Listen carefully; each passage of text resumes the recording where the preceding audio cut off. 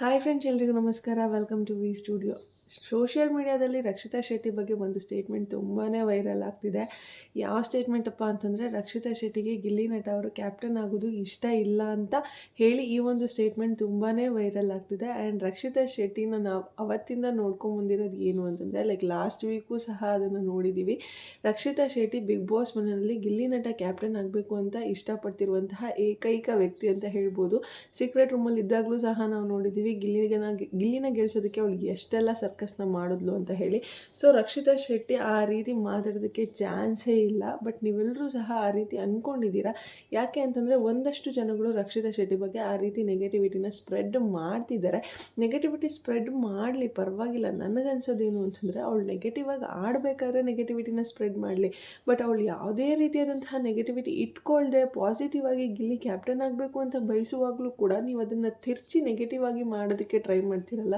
ಖಂಡಿತವಾಗ್ಲೂ ನಿಮಗೆ ಬುದ್ಧಿ ಇದೆಯೋ ಇಲ್ವೋ ಅನ್ನೋದು ಗೊತ್ತಾಗ್ತಿಲ್ಲ. ಯಾಕೆ ಅಂತಂದರೆ, ರಕ್ಷಿತಾ ಶೆಟ್ಟಿಯವರಾಗಿರ್ಬೋದು, ರಘು ಅವರಾಗಿರ್ಬೋದು, ಸೂರಜು, ಅಶ್ವಿನಿ ಇಷ್ಟೂ ಜನ ಕೂತ್ಕೊಂಡು ಗಿಲ್ಲಿ ಕ್ಯಾಪ್ಟನ್ ಆಗುವಂತಹ ವಿಚಾರದ ಬಗ್ಗೆ ಮಾತಾಡ್ತಿರ್ತಾರೆ. ಆ್ಯಂಡ್ ರಕ್ಷಿತಾ ಶೆಟ್ಟಿ ಅಲ್ಲಿ ಏನೂ ಸಹ ಮಾತಾಡೇ ಇರೋದಿಲ್ಲ. ಆದರೂ ಕೂಡ ಅಲ್ಲಿ ಮಾತಾಡೋದು ಏನಿದ್ರು ಗಿಲ್ಲಿಯವ್ರು ರಘು ಅವ್ರು ಮಾತಾಡಿರ್ತಾರೆ, ಹಾಗೆ ಸೂರಜ್ ಅವ್ರು ಮಾತಾಡಿರ್ತಾರೆ. ಇವರಿಬ್ಬರು ಮಾತಾಡಬೇಕಾದ್ರೆ ರಕ್ಷಿತಾ ಶೆಟ್ಟಿ ಜಸ್ಟ್ ಒಂದೇ ಒಂದು ಲೈನನ್ನು ಹೇಳಿರ್ತಾರೆ ಅಷ್ಟೇ. ಈ ಕಡೆ ರಘು ಅವ್ರು ಮಾತಾಡೋದನ್ನು ಬಿಟ್ಬಿಟ್ಟಿದ್ದೀರಾ, ಈ ಕಡೆ ಸೂರಜ್ ಅವ್ರು ಮಾತಾಡಿರೋದನ್ನು ಬಿಟ್ಬಿಟ್ಟಿದ್ದೀರಾ. ಜಸ್ಟ್ ರಕ್ಷಿತಾ ಶೆಟ್ಟಿ ಒಂದೇ ಒಂದು ಲೈನ್ ಹೇಳಿರೋದನ್ನ ಇಟ್ಕೊಂಡು ರಕ್ಷಿತಾ ಶೆಟ್ಟಿಗೆ ಗಿಲ್ಲಿ ಕ್ಯಾಪ್ಟನ್ ಆಗೋದು ಇಷ್ಟ ಇಲ್ಲ, ರಕ್ಷಿತಾ ಶೆಟ್ಟಿಗೆ ಗಿಲ್ಲಿ ಕ್ಯಾಪ್ಟನ್ ಆಗೋದು ಇಷ್ಟ ಇಲ್ಲ ಅಂತ ಹೇಳಿ ಏನು ಹಾಕ್ಕೊಂಡು ರುಬ್ತಾ ಇದ್ದೀರಾ ಅಂತಂದರೆ, ನಿಜವಾಗ್ಲೂ ಆ ಒಂದು ಸ್ಟೇಟ್ಮೆಂಟ್ಗೆ ತಲೆ ಬುಡ ಅನ್ನೋದು ಏನೂ ಸಹ ಇಲ್ಲ, ಅರ್ಥನೇ ಇಲ್ಲ ಅಂತ ಹೇಳ್ಬೋದು.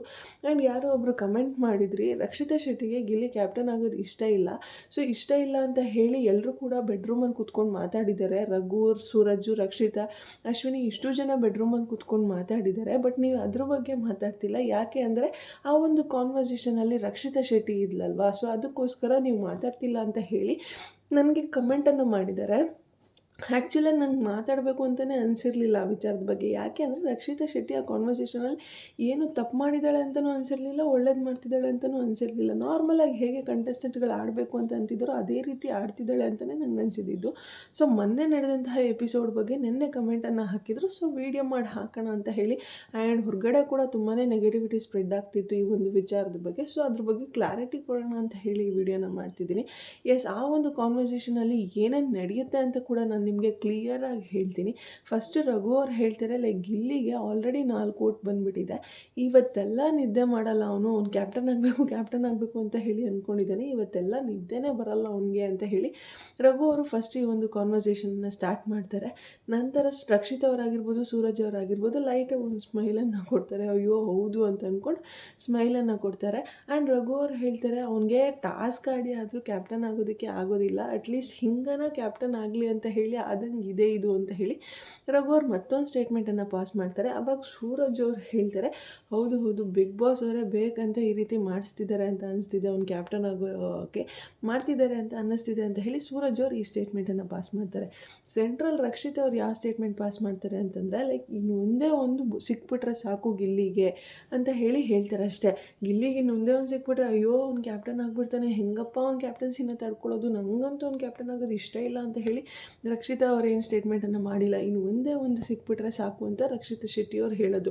ಯಾಕೆ ಅಂದರೆ, ಬಿಗ್ ಬಾಸ್ ಮನೆಯಲ್ಲಿ ಸದ್ಯಕ್ಕೆ ಇವಾಗ 10 ಜನ ಕಂಟೆಸ್ಟೆಂಟ್ಗಳಿದ್ದಾರೆ, 4 ಓಟ್ ಆಲ್ರೆಡಿ ಗಿಲ್ಲಿಗೆ ಬಂದಿರುತ್ತೆ. ಸೊ ಇನ್ನೊಂದು ಓಟ್ ಬಿತ್ತು ಅಂತಂದರೆ 5 ಓಟ್ಸ್ ಕಂಪಲ್ಸರಿ ಗಿಲ್ಲಿಗೆ ಸಿಗ್ದಂಗೆ ಆಗಿಬಿಡುತ್ತೆ. ಸೊ ಅದಕ್ಕೋಸ್ಕರ ಗಿಲ್ಲಿ ಹೇಗಿದ್ದರೂ ಕ್ಯಾಪ್ಟನ್ ಆಗೇ ಆಗಿಬಿಡ್ತಾನೆ ಅನ್ನೋದು ರಕ್ಷಿತಾ ಶೆಟ್ಟಿನಲ್ಲಿ ತಲೆನಲ್ಲಿ ಇರುತ್ತೆ. ಸೊ ಅದಕ್ಕೆ ಇನ್ನು ಒಂದೇ ಒಂದು ಓಟ್ ಸಿಕ್ಕಿದ್ರೆ ಹಾಫ್ ಆಫ್ ದ ಕಂಟೆಸ್ಟೆಂಟ್ ಮನೆಯವರು ಫ್ಯಾಮಿಲಿ ಮೆಂಬರ್ಸ್ ಗಿಲ್ಲಿನೇ ಸೆಲೆಕ್ಟ್ ಮಾಡ್ದಂಗೆ ಆಗೋಗುತ್ತಲ್ವ. ಸೊ ಆ ಒಂದು ಕಾಂಟೆಕ್ಸ್ಟಲ್ಲಿ ಇಟ್ಕೊಂಡು ರಕ್ಷಿತಾ ಶೆಟ್ಟಿ ಹೇಳೋದು, ಇನ್ನು ಒಂದೇ ಒಂದು ಸಿಕ್ಬಿಟ್ರೆ ಸಾಕು ಅಂತ ಹೇಳಿ. ಬಟ್ ಇದನ್ನು ಯಾವ ರೀತಿ ತಿರುಚ್ತಿದ್ದಾರೆ ಅಂತಂದರೆ, ಆ್ಯಂಡ್ ಬಿಗ್ ಬಾಸ್ ಮನೆಯಲ್ಲಿ ಇವಾಗ ಟೆಲಿಕಾಸ್ಟ್ ಮಾಡಿದಾರಲ್ವ ಇವ್ರು ಮಾತಾಡಿರೋದನ್ನ, ಸ್ವಲ್ಪ ನೆಗೆಟಿವ್ ಆಗಿ ರಕ್ಷಿತಾ ಶೆಟ್ಟಿನ ತೋರಿಸೋ ಥರನೇ ಟೆಲಿಕಾಸ್ಟ್ ಮಾಡಿದ್ದಾರೆ. ಫುಲ್ ಕಾನ್ವರ್ಸೇಷನ್ ಏನು ನಡೆದಿದೆ ಅದನ್ನು ಟೆಲಿಕಾಸ್ಟ್ ಮಾಡಿಲ್ಲ ಅವರು, ಕಟ್ ಮಾಡಿ ಟೆಲಿಕಾಸ್ಟ್ ಮಾಡಿದ್ದಾರೆ. ಸೊ ಒಂದಷ್ಟು ಜನಕ್ಕೆ ರಕ್ಷಿತಾ ಶೆಟ್ಟಿ ನೆಗೆಟಿವ್ ಕಾಣಿಸಿರ್ಬೋದು, ಅಲ್ಲಿ ಕಾಣಿಸಿರೋದಕ್ಕೇ ಈ ರೀತಿ ನೆಗೆಟಿವಿಟಿ ಸ್ಪ್ರೆಡ್ ಮಾಡ್ತಿದ್ದಾರೆ ಅಂತ ಹೇಳ್ಬೋದು. ಸೊ ರಕ್ಷಿತಾ ಶೆಟ್ಟಿ ಯಾವುದೇ ರೀತಿಯಾದಂತಹ ನೆಗೆಟಿವಿಟಿನ ಇಟ್ಕೊಂಡಾಗಿರ್ಬೋದು ಅಥವಾ ಗಿಲ್ಲಿ ಮೇಲೆ ಗ್ರಜ್ಜಸನ್ನು ಇಟ್ಕೊಂಡು ಆಡ್ತಾ ಇರುವಂತಹ ವ್ಯಕ್ತಿ ಅಲ್ಲ. ಅವಳಿಗೆ ಗಿಲ್ಲಿ ಕ್ಯಾಪ್ಟನ್ ಆಗಬೇಕು ಅಂತ ಹೇಳಿ ತುಂಬಾ ಆಸೆ ಇದೆ. ಆ್ಯಂಡ್ ಲಾಸ್ಟ್ ವೀಕು ಸಹ ನಾವು ನೋಡಿದ್ದೀವಿ ಗಿಲ್ಲಿ ಕ್ಯಾಪ್ಟನ್ ಆಗಬೇಕು ಅಂತ ಏನೆಲ್ಲ ಸರ್ಕಸ್ ಮಾಡಿದ್ಲು ಅಂತ. ಇಲ್ಲಿ ಕಾವ್ಯ ಅವರ ಫ್ಯಾನ್ಸೇ ತುಂಬ ಅವಳನ್ನು ನೆಗೆಟಿವ್ ಮಾಡೋದಕ್ಕೆ ಟ್ರೈ ಮಾಡ್ತಿರೋದು ಅಂತ ಹೇಳ್ಬೋದು. ಯಾಕಂದರೆ ಕಾವ್ಯ ಜೊತೆ ಇವಾಗ ತುಂಬ ಕ್ಲೋಸ್ ಆಗಿರೋದು ಅಂತಂದರೆ ಗಿಲ್ಲಿ ಅಂತ ಹೇಳ್ಬೋದು. ಹಾಗೇ ರಕ್ಷಿತಾ ಶೆಟ್ಟಿಗೂ ಗಿಲ್ಲಿ ಕ್ಲೋಸ್ ಆಗಿದ್ದಾನೆ. ಸೊ ಇಲ್ಲಿ ಗಿಲ್ಲಿ ರಕ್ಷಿತಾ ಶೆಟ್ಟಿ ಜೊತೆ ಕ್ಲೋಸ್ ಆಗಿದ್ದಾನೆ ಅಂತಂದರೆ ಕಾವ್ಯನ ಫ್ಯಾನ್ಸ್ಗೆ ಉರಿತಿರುತ್ತೆ. ಗಿಲ್ಲಿ ಕಾವ್ಯನ ಜೊತೆ ಕ್ಲೋಸ್ ಆಗಿದ್ದಾನೆ ಅಂತಂದಾಗ ರಕ್ಷಿತಾ ಶೆಟ್ಟಿ ಫ್ಯಾನ್ಸ್ಗೆ ಸ್ವಲ್ಪ ಮಟ್ಟಕ್ಕೆ ಉರಿತಿರುತ್ತೆ. ಬಟ್ ಕಾವ್ಯ ಅವ್ರ ಮಟ್ಟಕ್ಕೆ ಪಾಸಿಟಿವ್ ಆಗಿ ರಕ್ಷಿತಾ ಶೆಟ್ಟಿ ಇದ್ದರೂ ಕೂಡ ನೆಗೆಟಿವ್ ಆಗಿ ಅವಳನ್ನು ತೋರಿಸೋ ರೀತಿ ರಕ್ಷಿತಾ ಶೆಟ್ಟಿ ಫ್ಯಾನ್ಸ್ಗಳೇನು ಮಾಡ್ತಿಲ್ಲ. ಬಟ್ ಇಲ್ಲಿ ಕಾವ್ಯ ಅವರ ಫ್ಯಾನ್ಸ್ಗಳು ಏನು ಮಾಡ್ತಿದ್ದಾರೆ ಅಂತಂದರೆ ರಕ್ಷಿತಾ ಶೆಟ್ಟಿ ಕರೆಕ್ಟಾಗಿದ್ದರೂ ಕೂಡ ಪಾಸಿಟಿವ್ ಆಗಿ ಆಡ್ತಿದ್ರು ಕೂಡ ಅವಳನ್ನ ನೆಗೆಟಿವ್ ಮಾಡೋದಕ್ಕೆ ಟ್ರೈ ಮಾಡ್ತಿದ್ದಾರೆ. ಸೊ ಇಂತಹ ಕೆಲಸಗಳನ್ನ ಮಾಡಬಾರ್ದು. ರಕ್ಷಿತಾ ಶೆಟ್ಟಿ ನಿಜವಾಗ್ಲೂ ಹೇಳಿದ ಅದೇ ಒಂದು ಕಾಂಟೆಕ್ಸ್ಟಲ್ಲಿ ಲೈಕ್ ಇನ್ನು ಒಂದು ಪಾಯಿಂಟ್ ಸಿಕ್ಕಿದ್ರೆ ಸಾಕು, ಲೈಕ್ ಹಾಫ್ ಆಫ್ ದ ಕಂಟೆಸ್ಟೆಂಟ್ಗಳ ಫ್ಯಾಮಿಲಿ ಮೆಂಬರ್ಸ್ ಗಿಲ್ಲಿನ ಇಷ್ಟಪಡೋ ರೀತಿ ಆಗ್ಬಿಟ್ಟಿದೆ ಅನ್ನೋ ರೀತಿ ಆ ಒಂದು ಕಾಂಟೆಕ್ಸ್ಟನ್ನು ಇಟ್ಕೊಂಡು ಹೇಳ್ತಾಳೆ.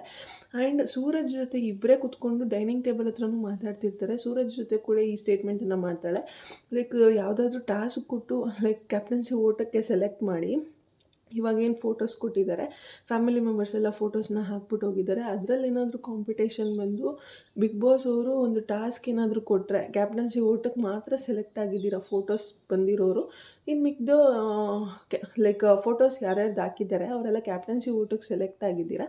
ಸೊ ಇವಾಗ ಒಂದು ಟಾಸ್ಕ್ ಕೊಟ್ಟು ನೀವು ಕ್ಯಾಪ್ಟನ್ ಆಗಬೇಕು ಅಂತ ಹೇಳಿ ಏನಾದರೂ ಬಿಗ್ ಬಾಸ್ ಅವ್ರು ಮಾಡಿದ್ರು ಅಂತಂದಾಗ ತುಂಬ ಈಸಿ ಟಾಸ್ಕ್ ಕೊಟ್ಬಿಟ್ರೆ ಸಾಕು ಅಂತ ಹೇಳ್ತಿರ್ತಾಳೆ. ಅದನ್ನು ಯಾಕೆ ಟೆಲಿಕಾಸ್ಟ್ ಮಾಡಲಿಲ್ಲ ಆ್ಯಂಡ್ ಅದನ್ನು ಯಾಕೆ ನೀವು ನೋಟಿಸ್ ಮಾಡ್ತಿಲ್ಲ? ಈಸಿ ಟಾಸ್ಕ್ ಕೊಟ್ಬಿಟ್ರೆ ನಮ್ಗೆ ಇಲ್ಲಿ ಹೇಗಿದ್ದರೂ ಟಾಸ್ಕಲ್ಲಿ ಸ್ವಲ್ಪ ವೀಕ್ ಇದ್ದಾನೆ ಅನ್ನೋದು ಒಂದಷ್ಟು ಕಂಟೆಸ್ಟೆಂಟ್ಗಳ ಒಂದಷ್ಟು ಜನಗಳ ಅಭಿಪ್ರಾಯ ಆಗಿದೆ. ಸೊ ಅವನೇನಾದರೂ ಟಫ್ ಟಾಸ್ಕ್ ಬಂತು ಅಂತಂದರೆ ಅಥವಾ ಫಿಸಿಕಲ್ ಟಾಸ್ಕ್ ಬಂತು ಅಂತಂದರೆ ಅವ್ನ ಕೈಯಲ್ಲಿ ಆಗೋದಿಲ್ಲ, ಅವ್ನು ಸುಮ್ಮನೆ ಆಗಿಬಿಡ್ತಾನೆ. ಅದಕ್ಕೋಸ್ಕರ ಯಾವುದಾದ್ರೂ ಈಸಿ ಟಾಸ್ಕ್ ಕೊಟ್ಟರೆ ಸಾಕು ಅಂತ ಹೇಳಿ ರಕ್ಷಿತಾ ಶೆಟ್ಟಿ ಸೂರಜ್ ಅವ್ರ ಜೊತೆ ಕಾನ್ವರ್ಸೇಷನ್ನ ಮಾಡಿದ್ದಾಳೆ. ಬಟ್ ಇದನ್ನು ಟೆಲಿಕಾಸ್ಟ್ ಮಾಡಲಿಲ್ಲ. ಸೊ ಹೇಗಾದರೂ ಮಾಡಿ ಒಟ್ಟಿನಲ್ಲಿ ಅವಳನ್ನ ನೆಗೆಟಿವ್ ಮಾಡಬೇಕು, ನೆಗೆಟಿವ್ ಮಾಡೋಣ ಅಂತ ಹೇಳಿ ಮಾಡ್ತಿದ್ದೀರಾ. ಆ್ಯಂಡ್ ಯಾವುದೇ ರೀತಿಯಾದಂತಹ ತಲೆ ಬುಡ ಪ್ರೂಫ್ ಏನೂ ಸಹ ಇಲ್ಲ ನಿಮ್ಮ ಹತ್ರ ರಕ್ಷಿತಾ ಶೆಟ್ಟಿನ ನೆಗೆಟಿವ್ ಮಾಡೋದಕ್ಕೆ. ಅವಳು ಏನೇ ಮಾಡಿದ್ರೂ ಸಹ ಡೈರೆಕ್ಟಾಗಿ ಮಾಡ್ತಿದ್ದಾಳೆ. ಅವಳ ಫ್ಯಾನ್ಸ್ ಕಣ್ಣಿಗಳಿಗೂ ಸಹ ಕಾಣಿಸೋ ರೀತಿಯೇ ಮಾಡ್ತಿದ್ದಾಳೆ. ನೀವು ಅವಳನ್ನ ನೆಗೆಟಿವ್ ಆಗಿ ತೋರಿಸೋದಕ್ಕೆ ಟ್ರೈ ಮಾಡಿದ್ರೆ ನಾವು ಅವಳನ್ನ ಪಾಸಿಟಿವ್ ಆಗಿ ತೋರಿಸೋದಕ್ಕೆ ಟ್ರೈ ಮಾಡ್ತಿರ್ತೀವಿ. ಆ್ಯಂಡ್ ನೀವು ಅವಳನ್ನ ಕೆಳಗಾಕೋದಕ್ಕೆ ಟ್ರೈ ಮಾಡಿದ್ರೆ ನಾವು ಅವಳನ್ನ ಮೇಲೆ ತಾನೇ ಬರ್ತಿರ್ತೀವಿ. ಆ್ಯಂಡ್ ನೀವು ಅವಳನ್ನ ಕೆಳಗಾಕಷ್ಟು ಟ್ರೈ ಮಾಡಿದಷ್ಟು ಅವಳ ಮೇಲೆ ಹೋಗ್ತಿದ್ದಾಳೆ ಹೊರತು ಅವಳ ಫ್ಯಾನ್ ಬೇಸ್ ಅನ್ನೋದೇನು ಕಡಿಮೆ ಆಗ್ತಿಲ್ಲ. ಯಾಕಂದರೆ ಅವಳು ತುಂಬ ಜೆನ್ಯೂನ್ ಆಗಿ ಆಡ್ತಿರೋದು ಎಲ್ಲರ ಕಣ್ಗೂ ಕಾಣಿಸ್ತಿದೆ. ಲೈಕ್ ಹಳೆ ಸೀಸನ್ಸ್ನೆಲ್ಲ ನೋಡ್ಕೊಂಡು ಬಂದು ಅಥವಾ ಯಾವುದೋ ಒಂದು ಸೀರಿಯಲ್ ಮಾಡಿ ಯಾವುದೋ ಒಂದು ಶೋ ಮಾಡಿ ಎಲ್ಲೆಲ್ಲಿ ನಾನು ಕಂಟೆಂಟ್ ಕೊಡಬೇಕು, ಎಲ್ಲೆಲ್ಲಿ ನಾನು ಫುಟೇಜ್ ತೊಗೋಬೇಕು, ಇದೆಲ್ಲ ಕ್ಯಾಲ್ಕುಲೇಷನ್ಸ್ನ ಮಾಡಿಕೊಂಡು ರಕ್ಷಿತಾ ಶೆಟ್ಟಿ ಆಟ ಆಡ್ತಿಲ್ಲ. ಬೇರೆ ಒಂದಷ್ಟು ಜನ ಕಂಟೆಸ್ಟೆಂಟ್ಗಳು ಆ ರೀತಿ ಆಡ್ತಿದ್ದಾರೆ. ಯಾಕಂದರೆ ಗೊತ್ತಿರುತ್ತೆ, ಇವಾಗ ರಜತ್ ಅವ್ರು ಬಂದಿದ್ದರು, ರಜತ್ ಅವ್ರು 7 ರಿಯಾಲಿಟಿ ಶೋಸ್ನ ಮಾಡ್ಕೊಂಬಂದಿದ್ದಾರೆ. ಸೊ ಅವ್ರಿಗೆ ಗೊತ್ತಿರುತ್ತೆ ಯಾವ್ಯಾವ ರೀತಿ ಕಂಟೆಂಟ್ ಕೊಟ್ಟರೆ ಟೆಲಿಕಾಸ್ಟ್ ಮಾಡ್ತಾರೆ ಅಂತ. ಅದೊಂದು ಮೈಂಡ್ಸೆಟನ್ನು ಇಟ್ಕೊಂಡು ರಜತ್ ಅವರು ಆಟ ಆಡ್ತಾರೆ. ಆ್ಯಂಡ್ ಅದೇ ರೀತಿ ರಕ್ಷಿತಾ ಶೆಟ್ಟಿನ ಬಿಟ್ಟು ಒಂದಷ್ಟು ಜನ ಬಿಗ್ ಬಾಸ್ ಮನೆಯಲ್ಲೂ ಸಹ ಆಟ ಆಡ್ತಿದ್ದಾರೆ. ಬಟ್ ರಕ್ಷಿತಾ ಶೆಟ್ಟಿ ಆ ರೀತಿ ಆಟ ಆಡ್ತಿಲ್ಲ. ಇಲ್ಲೇನು ಬರುತ್ತೋ ಅದನ್ನೇ ಇಲ್ಲೇ ಹೇಳ್ತಿರ್ತಾಳೆ. ಇಲ್ಲಿ ಬಂದಿರೋದು ತಪ್ಪೋ ಸರಿನೋ ಗೊತ್ತಿಲ್ಲ, ಇಲ್ಲಿಗೆ ಹಾಕ್ಕೊಂಡು ಅವಳು ಅದನ್ನು ಯೋಚನೆ ಸಹ ಮಾಡೋದಿಲ್ಲ. ಇಲ್ಲಿ ಮನ್ಸಿಗೆ ಏನು ಬರುತ್ತೋ ಅದನ್ನು ಹೇಳ್ತಿರ್ತಾಳೆ. ಆ್ಯಂಡ್ ನೆನ್ನೆ ಕೂಡ ಬಿಗ್ ಬಾಸ್ ಮನೆಯಲ್ಲಿ ಮಾಡುವವರ ಫ್ಯಾಮಿಲಿ ಮೆಂಬರ್ಸ್ ಬಂದಾಗ ಲೈಕ್ ಅವ್ರನ್ನ ಹಗ್ ಮಾಡ್ಕೊಂಡಿದ್ದ ರೀತಿ ಆಗಿರ್ಬೋದು, ಮಾಡು ಹೆಂಡ್ತಿನ ಹಗ್ ಮಾಡ್ಕೊಂಡು ತನ್ನ ಸ್ವಂತ ಅಕ್ಕನೇ ಬಂದಿದ್ದಾರೆ ಅನ್ನೋ ರೀತಿ ಹಗ್ ಮಾಡ್ಕೊಂಡು ಫೀಲ್ ಮಾಡ್ತಿದ್ಲು. ಸೊ ಒಂದು ಜೆನ್ಯೂನ್ ಫ್ರೆಂಡ್ಶಿಪ್ಪನ್ನು ಅವಳು ಶೇರ್ ಮಾಡ್ಕೊಂಡಿದ್ದಾಳೆ. ಗಿಲ್ಲಿ ಜೊತೆ ಆಗಿರ್ಬೋದು, ಮಾಡು ಜೊತೆ ಆಗಿರ್ಬೋದು, ರಘು ಜೊತೆ ಆಗಿರ್ಬೋದು. ಸೊ ಈ 3 ಜನರಲ್ಲಿ ಯಾರೇ ಕ್ಯಾಪ್ಟನ್ ಆದರೂ ಸಹ ಫಸ್ಟು ಖುಷಿ ಪಡುವಂತಹ ವ್ಯಕ್ತಿ ಅಂತಂದರೆ ಅದು ರಕ್ಷಿತಾ ಶೆಟ್ಟಿ ಅಂತ ಹೇಳ್ಬೋದು.